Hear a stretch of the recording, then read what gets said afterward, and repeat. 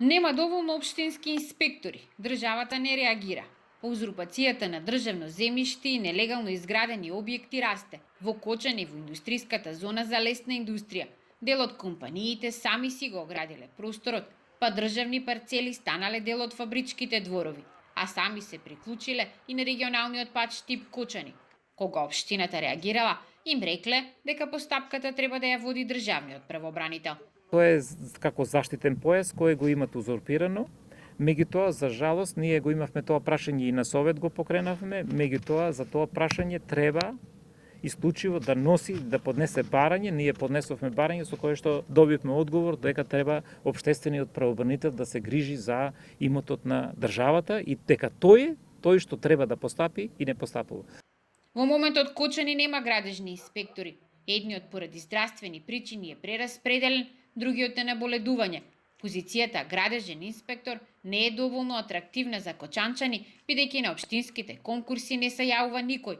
Генерално, тоа е главоболка на сите општини.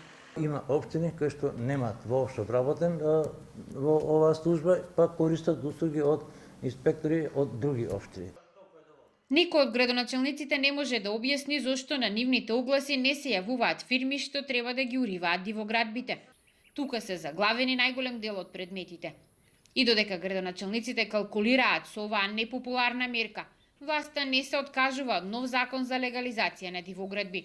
Откако обидот на почетокот на годината пропадна, а опозицијата поднесе 1000 амандмани, истиот текст на законот во октомври повторно се врати во собрание.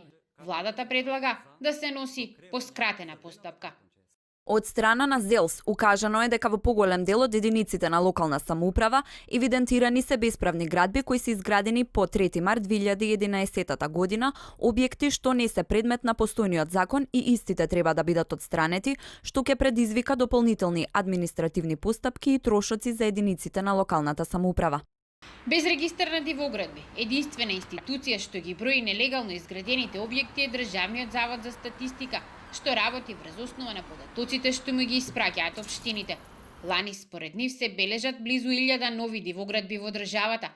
Во најголем дел се работи за доградби и надградби, помошни простории и летни тераси, но само 160 од нив се за домување, а 10 дивоградби се собственост на државата. Од државните дивоградби во Штип на легализација чека некогашниот воен ресторан Вардар, што треба да стане дом за стари лица, а поради немање на соодветни градежни одобренија, неколку години стои во фаза на карабин.